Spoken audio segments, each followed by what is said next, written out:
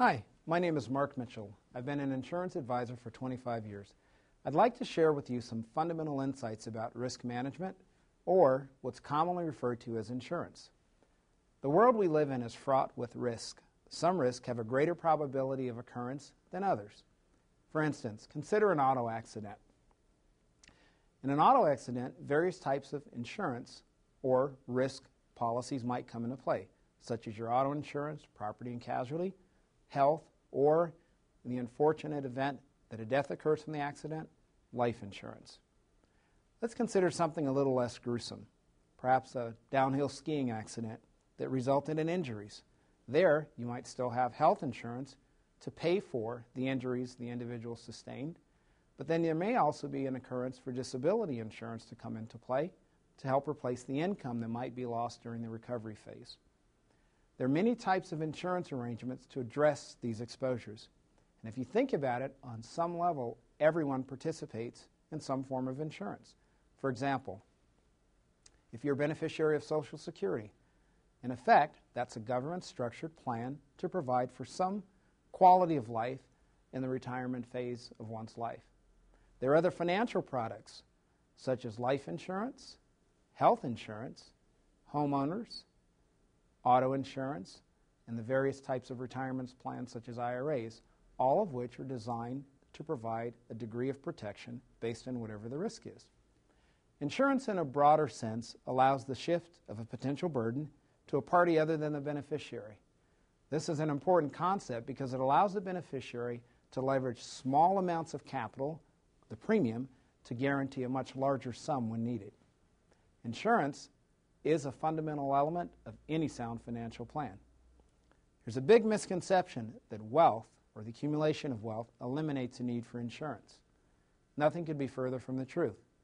The fact is, and in my experience as an insurance producer, that insurance arrangements are often used to protect and to create wealth. Let's look at a few situations to better understand this concept. For example, a family has just suffered the untimely loss of a loved one, and that loved one happened to be the one who brought the salary in and provided the necessary income to make the payments on the family home. Unfortunately, there wasn't sufficient resources, the salary stopped, and now the family is faced with having a foreclosure on the home that they've owned for many years.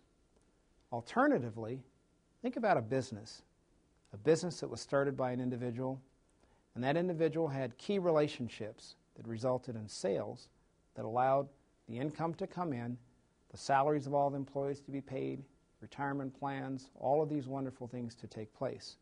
But because that person is no longer here, those relationships are gone to the competition.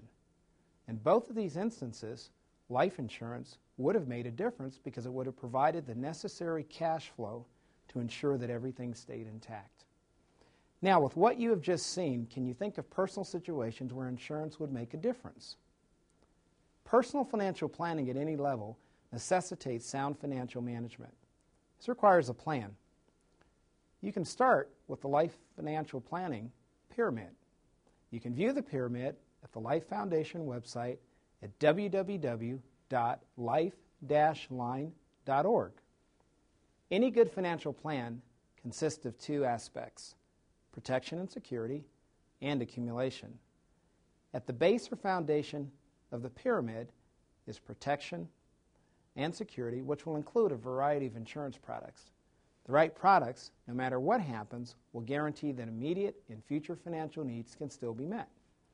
I have a client, or had a client, who was a stockbroker in one of the Twin Towers on September the 11th. He was an up-and-coming broker in this brokerage firm. Sadly, he was always too busy to implement the life insurance program that we had discussed. His attorney wanted him to have it, as did several members of his family, but he never had the time. On September the 11th, he lost his life.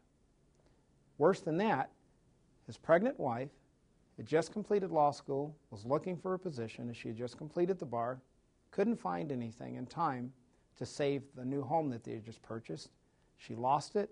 She and the baby had to move in to live with parents. On a more personal note, when I was very young, my mother passed away prematurely, leaving my father to fend for himself, to raise myself and my two younger siblings. Sadly, at the point that she realized that her illness was terminal, that she wouldn't recover, they attempted to apply for insurance. She was uninsurable. Had insurance been in place, it would have prevented my father from having to take on a second and third job, which gladly he did, but it would have made it a lot easier to raise the family, and we would have been able to see more of him. Had they had insurance, life would have been a lot easier. The risk of dying too soon, living too long, or becoming disabled is a reality that we all face. Failing to plan is planning to fail. Please be prudent and act now.